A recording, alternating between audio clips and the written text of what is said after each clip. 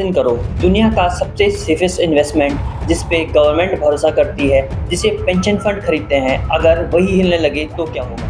For decades, Japan's near-zero interest rates fueled the global financial system. But as the bond market fractures, yields surge past 4%, igniting a global crisis. बात कर रहे हैं Japan के government bonds की, जिसे लोग risk free बोलते हैं, जहां सालों तक इंटरेस्ट रेट जीरो के आसपास थे और पूरी दुनिया जहां से उधार लेती है। उस देश का बॉन्ड मार्केट एक ही ट्रेडिंग सेशन में पूरा क्रैश हो गया। 40 ईयर जापानीज बॉन्ड यील्ड 4% के पार पहुंच गए। और डरावनी बात, ये सिर्फ जापान की प्रॉब्लम नहीं है, ये प्रॉब्लम पूरी US treasury, global stock markets और हमारे निफ्टी और रुपए तक पहुंच चुकी है।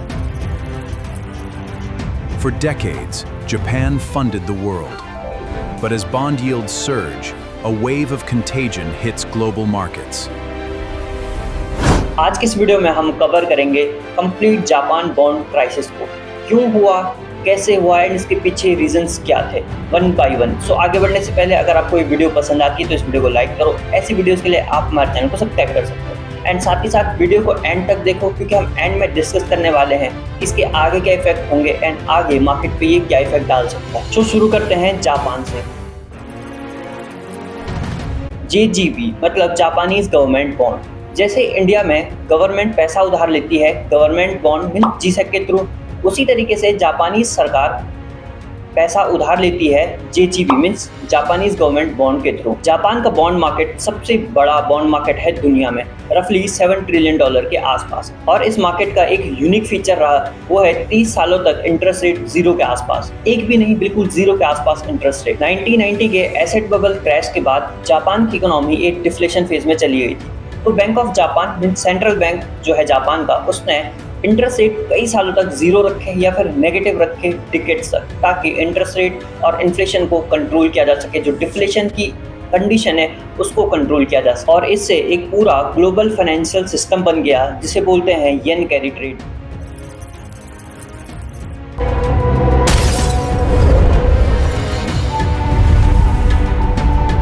देखो, जापान के इंटरेस्ट रेट कई सालों तक नेगेटिव या फिर जीरो थे। इससे एक इफेक्ट हुआ कि जो भी बैंक्स थी, हेज फंड थे, फाइनेंशियल इंस्टीट्यूशन थे या फिर जो जापान के रिटेल ट्रेडर्स थे, उन्होंने अपना पैसा JGB मीन्स गवर्नमेंट बॉन्ड से निकाला एंड वो पैसा सीधे घूम गया यूएस ट्रेजरी में, यूएस स्टॉक मार्केट्स में, इमर्जिंग मार्केट्स, इंडियन मार्केट्स, सब जगह चीप जापानीज मनी पहुंच गया। तो जब भी जापान का बॉन्ड मार्केट हिलता है, इससे पूरी दुनिया हिलने लगती है और यही इस क्राइसिस की असली वजह है। अब मैं आपको इसे स्टेप बाय स्टेप इजीली समझाता हूं ताकि आप इसको आसानी से समझ सको कि जापानीज का जो बॉन्ड क्राइसिस है वो क्या है। स्टेप 1, बैंक ऑफ जापान की टाइटनिंग इंटरेस्ट रेट साइकिल। देखो, जैसे इंडिया में RBI means reserve bank of India है, जो पूरी फाइनेंशियल सिस्टम को संभालता है, इंटरेस्ट रेट तय करता है और पूरी जो बैंकिंग है उसको रेगुलेट करता है। उसी तरीके से जापान में bank of Japan means BOJ है, जो पूरी की पूरी फाइनेंशियल सिस्टम को संभालता है, इंटरेस्ट रेट तय करता है और पूरी की पूरी बैंकिंग को रेगुलेट करता है। और ये कहानी शुरू हुई 2024 से, जब बैंक ऑफ जापान ने अपने इंटरेस्ट रेट बढ़ाना स्टार्ट किए। जो उन्होंने 30 साल तक इंटरेस्ट रेट जीरो और नेगेटिव रखे थे, जो अल्ट्रा लूज मॉनेटरी पॉलिसी थी, उसको इम्प्रूव किया और इंटरेस्ट रेट को 0.75% के आसपास लेके आए। और इस रेट बढ़ाने का मेन रीजन था इन्फ्लेशन, क्योंकि इन्फ्लेशन जापान में बढ़ता जा रहा है। अगर आप देखोगे लास्ट 30 सालों में जापान की जो इकोनॉमी है वो डिफ्लेशन फेज में थी, मीन्स वहाँ पर इन्फ्लेशन एग्जिस्ट ही नहीं करता था। लेकिन लास्ट कुछ सालों से जापान में इन्फ्लेशन बढ़ चुका है एंड वो 3% के ऊपर क्रॉस कर चुका है। इसके भी main reason energy crisis, weak yen और बॉन्ड्स हैं। तो पहली आफत तब हुई जब बैंक ऑफ जापान ने अपने इंटरेस्ट रेट बढ़ाए। दूसरी आफत तब शुरू होती है 20 जनवरी 2026 को, जिसे हम ब्लैक ट्यूसडे के नाम से जानते हैं। 20 जनवरी 2026 यही वो ट्रिगर पॉइंट बना, यही वो दिन बना जहां से जापान बॉन्ड क्राइसिस होना स्टार्ट हुआ। जापान के PM ने अचानक से स्नैप इलेक्शंस अनाउंस किए, साथ ही साथ उन्होंने लार्ज साइज के फिजिकल एक्सपेंशन अनाउंस कर दिए। सरकार ने कंजप्शन टैक्स फूड पे सस्पेंड कर दिया, साथ ही साथ बड़े टैक्स कट लाए और गवर्नमेंट की जो फिजिकल स्पेंडिंग है उसको बढ़ा दिया, क्योंकि वो लार्ज नंबर के फिजिकल एक्सपेंशन करना चाहते थे। और ये सब कुछ तब हुआ जब जापान का डेट टू GDP रेशियो 236% के ऊपर चला गया। इससे पहले मैं आपको डेट टू जीडीपी रेशियो समझाता हूँ। फॉर एग्जांपल, आप कोई एक देश हो, मैं कोई एक अलग से देश हूँ, ठीक है। आप क्या करोगे, आपकी कमाई 100 रुपये है, बट आप कर्ज ले लेते हो लोगों से 236 रुपये का या फिर 200 रुपये का, तो आपका डेट टू जीडीपी रेशियो क्या हो जाएगा, एक अलग फेम में हो जाएगा। मीन्स आपकी कमाई वर्सेस आपका कर्ज। इसी तरीके से जापान की कमाई तो 100 रुपये थी, लेकिन उन्होंने कर्जा 236 रुपये ले लिया था। डेट मीन्स जितनी उनकी कमाई नहीं है उससे ज़्यादा उन्होंने कर्ज ले लिया। इसे ही बोलते हैं डेट टू जीडीपी रेशियो। और बॉन्ड मार्केट ने इस अनाउंसमेंट को बिल्कुल पसंद नहीं किया। साथ ही साथ जो 40 ईयर बॉन्ड यील्ड थे वो 44% के पार पहुंच गए, और ये वो शुरुआती पॉइंट थे जहां से जापान में बॉन्ड मार्केट क्राइसिस के सिग्नल्स मिलने शुरू हुए। पहला, डेट टू जीडीपी रेशियो का 236 के पार पहुंचना। दूसरा, इन्फ्लेशन का बढ़ना। तीसरा, गवर्नमेंट की जो फिजिकल एक्सपेंशन पॉलिसी थी उसको बहुत तेजी से आगे बढ़ाना। चौथा, कमजोर येन। और बाद में सबसे बड़ी दिक्कत आई येन कैरी ट्रेड की।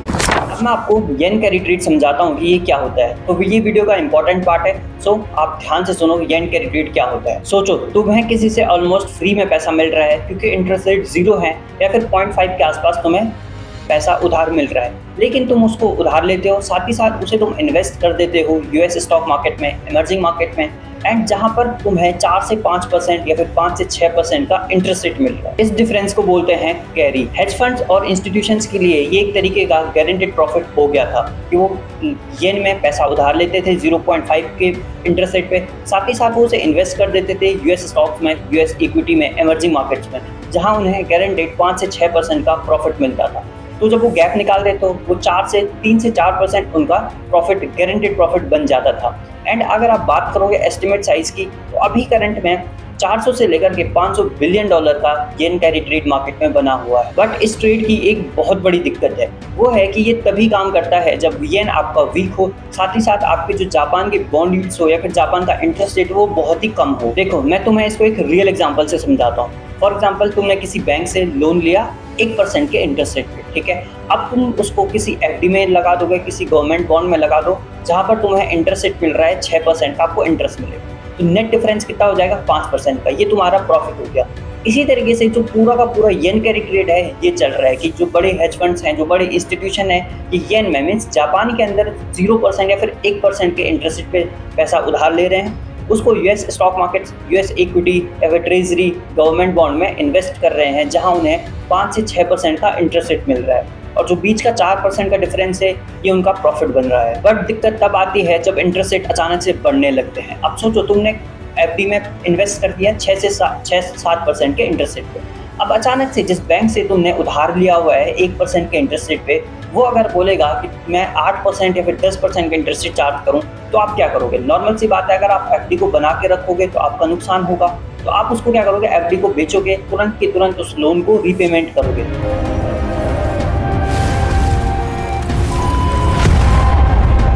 एंड यही चीज़ हो रही है बैंक ऑफ जापान के साथ, पूरे के पूरे बॉन्ड मार्केट। जैसे ही बैंक ऑफ जापान ने इंटरेस्ट रेट बढ़ाए, येन स्ट्रेंथ होने लगा, तो एक नेगेटिव इफेक्ट आ गया। जैसे कि मैंने आपको बताया, जैसे इंटरेस्ट रेट बढ़े तो अब जो येन कैरी ट्रेड लोगों ने ले रखे थे वो उल्टे पड़ने लगे, क्योंकि जो पैसा मिल रहा था वो कम रेट पे मिल रहा था एंड हम उसको ज़्यादा पे इन्वेस्ट कर रहे थे।